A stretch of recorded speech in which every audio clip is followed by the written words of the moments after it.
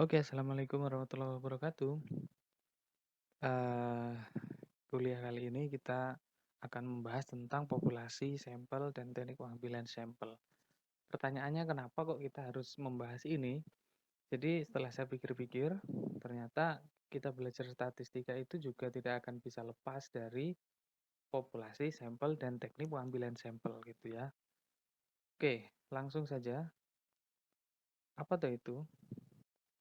Nah, pertama kita bahas dulu apa sih sebenarnya populasi, sampel, dan teknik pengambilan sampel itu. Nah, populasi sendiri itu adalah ini seperti yang kalian bisa baca, wilayah generalisasi yang terdiri atas subjek, objek yang mempunyai kualitas dan karakteristik tertentu yang ditetapkan oleh peneliti untuk dipelajari dan kemudian ditarik kesimpulan.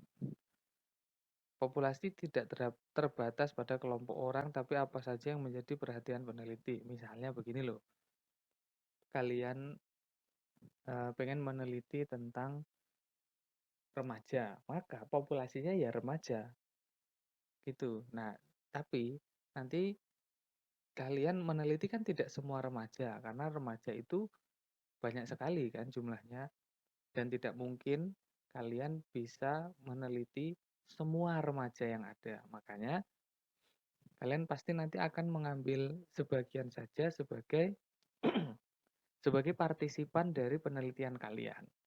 Nah, semua remaja yang ada di dunia ini itu adalah populasinya. Atau misalnya kalian mengambil populasi remaja yang ada di Kabupaten Tulungagung, begitu. Nah, oleh karena itu maka kalian akan membutuhkan apa yang disebut dengan sampel. Ini adalah apa? Bagian dari populasi. Sederhananya begitu, bagian dari jumlah dan karakteristik yang dimiliki oleh populasi atau bagian dari populasi. Karena jumlah remaja di Tulungagung, Kabupaten Tulungagung itu banyak sekali, maka kalian kemudian harus mengambil sebagiannya untuk diikutkan sebagai partisipan penelitian kalian. Nah, di sini juga ada pembahasan mengenai parameter. Apa itu? Yaitu besaran yang menyatakan karakteristik populasi yang sebenarnya. Jadi parameter itu ciri dari populasi. Jadi, kalau tadi populasinya remaja, maka kita harus menetapkan parameternya. Remaja itu kita tetapkan parameternya adalah anak yang berusia antara berapa misalnya 15 sampai dengan 18 tahun. Misalnya kita menetapkan parameter dari populasi kita itu. Maka untuk bisa mengambil sampel, siapapun dia yang memiliki usia antara 15 sampai dengan 18 tahun, itu kita bisa ikutkan dia, kita ambil dia sebagai sampel kita, sampel. Oke. Kemudian, nah ini ringkasannya. Jadi populasi itu seluruh individu yang dimaksud untuk diteliti, yaitu remaja di Kabupaten Tulungagung. Adapun sampel adalah sebagian kecil individu yang dijadikan wakil dalam penelitian. Sampel. Nah, sampel yang baik itu adalah yang representatif, mencerminkan sifat dan ciri-ciri pada populasinya. Tuh. Jadi, kalau kalian ingin mengambil sampel dari populasi, pastikan bahwa sampel itu mewakili dengan baik karakteristik populasinya. Misalnya begini, remaja di Kabupaten Tulungagung. Nah, kalian mengambil sampel yang baik adalah remaja yang memiliki karakteristik umum begitu di kalangan remaja yang lain. Jadi, tentu kalian tahu kan, di kalangan remaja itu ada remaja yang spesial. Maksudnya tidak umum. Misalnya, remaja yang terlibat narkoba. Oke. Itu jelas tidak umum. Dia punya karakteristik yang khas sekali, yang berbeda dari kebanyakan remaja. Jadi, sampel yang representatif itu adalah sampel yang mewakili, bisa dianggap bisa menjadi wakil dari seluruh anggota populasi. Itu namanya sampel yang representatif. Nah, kemudian ada istilah namanya generalisasi. Kenapa sampel itu harus representatif? Karena pengambilan kesimpulan terhadap kelompok individu yang lebih luas jumlahnya berdasarkan data yang diperoleh dari kelompok individu yang sedikit jumlahnya. Karena begini, kita melakukan penelitian pada sampel yang jumlahnya sedikit, tapi hasil penelitian itu nanti akan digeneralisasikan pada populasi. Jadi semua anggota populasi itu akan dianggap sama seperti hasil penelitian terhadap sampel ini. Jadi sampel ini dianggap wakil dari populasi. Makanya hasil penelitian terhadap sampel dianggap itu juga hasil penelitian terhadap populasi. Jelas ya? Oke, terus kemudian ada sampel, ada lagi sampling. Apa itu sampling? Sampling adalah prosedur di mana beberapa anggota suatu populasi diseleksi secara representatif dari suatu populasi. Jadi sampling adalah cara menentukan siapa yang kemudian bisa menjadi sampel. Nah, cara menentukannya ini itu juga ada tekniknya, namanya teknik sampling. Gimana teknik itu dilakukan?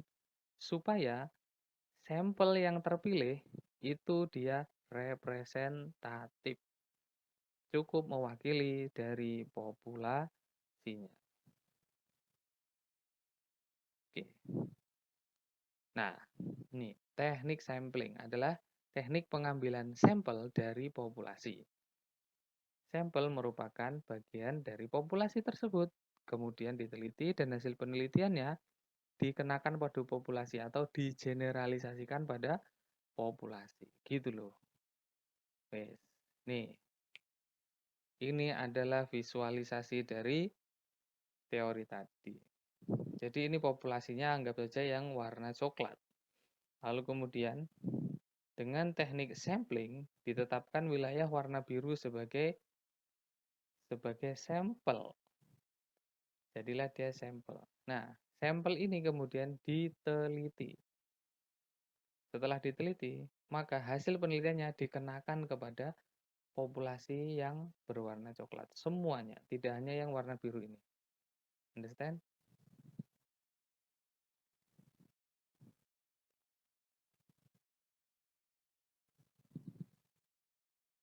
Nah, apa manfaatnya dengan teknik sampling? Ya jelas lah, kalian meneliti, kalau seluruh remaja di Tulungagung kalian teliti kan itu banyak banget, tentu dia akan membutuhkan biaya yang besar, waktu yang lama, walaupun datanya bisa jadi lebih akurat, tapi dengan sampel itu datanya juga tidak kalah akurat karena sampel yang kita pilih itu representatif. Terus memperluas ruang lingkup penelitian. Jadi kalau apa namanya? Dengan teknik sampling itu banyak hal yang bisa dikontrol dan ruang lingkup penelitiannya bisa banyak. Kenapa bisa banyak?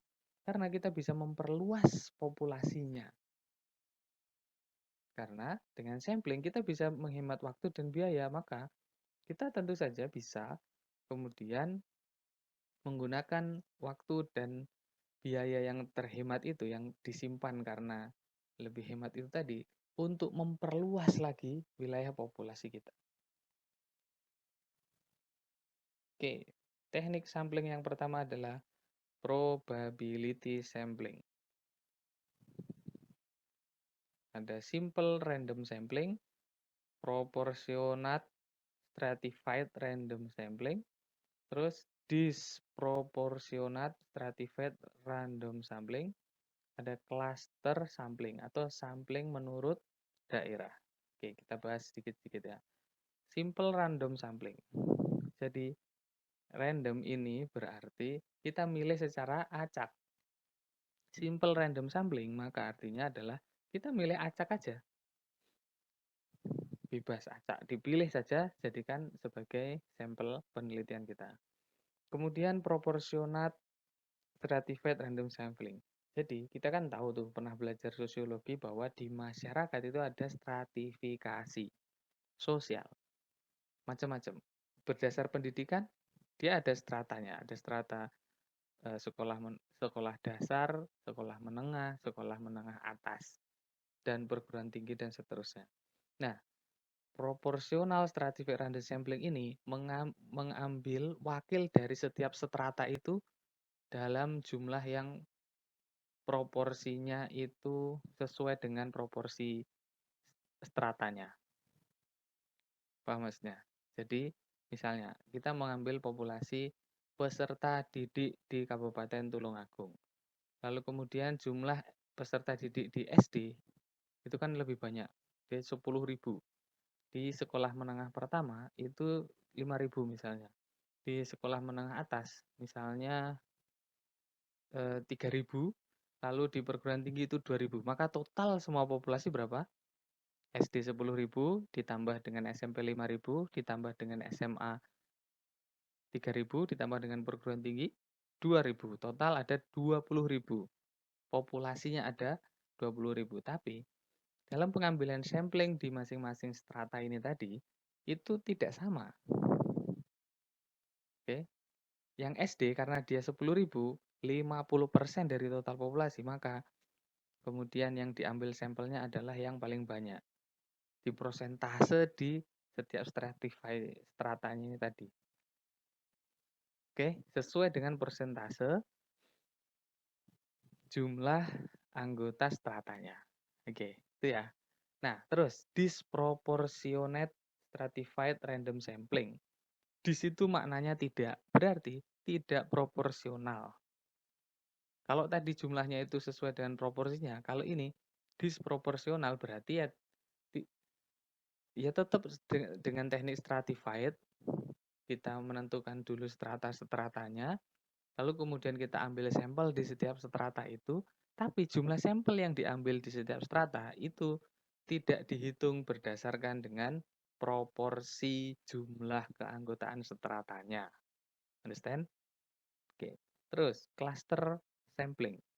Kalau strata tadi properly stratified atau strata itu tadi ke atas vertikal ya. Kalau cluster itu horizontal. Jadi sampling menurut daerah. Misalnya kita meneliti untuk populasi remaja di Kabupaten Tulungagung. Maka kemudian kalau cluster sampling kita akan mengambil atau membagi Kabupaten Tulungagung itu berdasarkan klaster-klaster. Misalnya kita menjadikan kecamatan yang ada di Kabupaten Tulungagung sebagai klaster.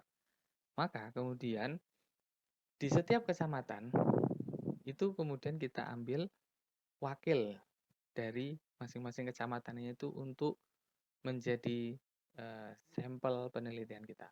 Itu namanya sampling menurut daerah atau cluster sampling.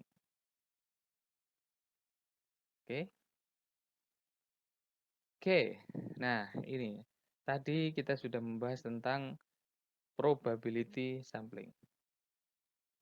Yang ini adalah non-probability sampling. Oke, yang pertama sampling sistematis. Jadi, contohnya apa ya ini ya? Jadi penentuan sampel itu dilakukan secara sistematis, berdasarkan sistem. Kemudian sampling kuota. Ya berdasar kuota, misalnya untuk yang anak SD dijatah 10 orang, ya sudah sesuai dengan kuotanya. Terus kemudian sampling insidental. Insidental itu kan bahasa Jawanya itu sekonyong-konyong, mak beduduk gitu loh. Ya sesuai dengan insidennya aja. Sakdek, saknyek begitu. Ya insidennya. Kalau kita pergi ke pasar, mau melakukan rapid test corona misalnya, ya sudah, siapa yang ketemu di pasar langsung dijadikan sebagai sampel begitu. Itu namanya sampling incidental. Terus purposive sampling. Purposive sampling ini lebih gila lagi. Dia itu samplingnya ditentukan oleh peneliti. Oke, ditentukan oleh peneliti. Biasanya dengan alasan-alasan ilmiah. Misalnya begini. Ada penelitian tentang efektivitas obat terhadap laki-laki misalnya. Maka samplingnya jelas. sesuai dengan tujuan penelitian untuk meneliti efektivitas obat untuk laki-laki. Maka nggak mungkin sampelnya itu dari perempuan, nggak mungkin. Maka itu namanya purposive. Purpose itu artinya tujuan. Jadi samplingnya itu didasarkan pada tujuannya, gitu. Jadi ya meneliti tentang obat laki-laki ya sudah, yang dijadikan sampel adalah yang laki-laki. Kemudian sampling jenuh. Sampling jenuh ini artinya menjadikan seluruh populasi sebagai sampling. Oke. Terus yang terakhir snowball sampling. Snowball, you know snowball? Snowball itu bola salju. Bola salju itu kalau dia menggelinding dari atas, awalnya ukurannya seperti kelereng. Karena dia menggelinding terus, dia akan membawa salju-salju yang lain lama-lama sampai di bawah dia akan menjadi bola salju yang sangat besar. Nah, snowball sampling ini biasanya dilakukan untuk penelitian-penelitian yang sifatnya sampelnya itu susah. Misalnya apa? Misalnya ingin meneliti tentang sebuah fenomena yang itu termasuk fenomena yang dirahasiakan oleh orang yang memiliki, ya, misalnya tentang kelainan seksual. Oke. Nah, kita tidak tahu orang yang mengalami kelainan seksual itu ada di mana. Oleh karena itu, kemudian kita misalnya hanya kenal satu orang. Oke. Nah, kita awalnya datang ke satu orang itu, jadikan dia sebagai sampel, lalu kemudian kita tanya, dia bisa nggak nunjukin orang lain yang punya gangguan seksual sama seperti dia misalnya. Nah, begitu terus saja begitu, semakin lama jumlah sampling kita akan semakin banyak kan. Nah, inilah disebut dengan snowball sampling. Oke. Simple random sampling.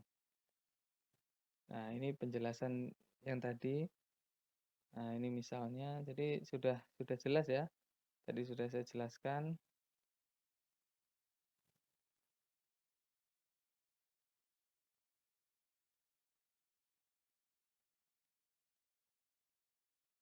Nah, ini adalah saran dari Roscu tentang ukuran sampel untuk penelitian.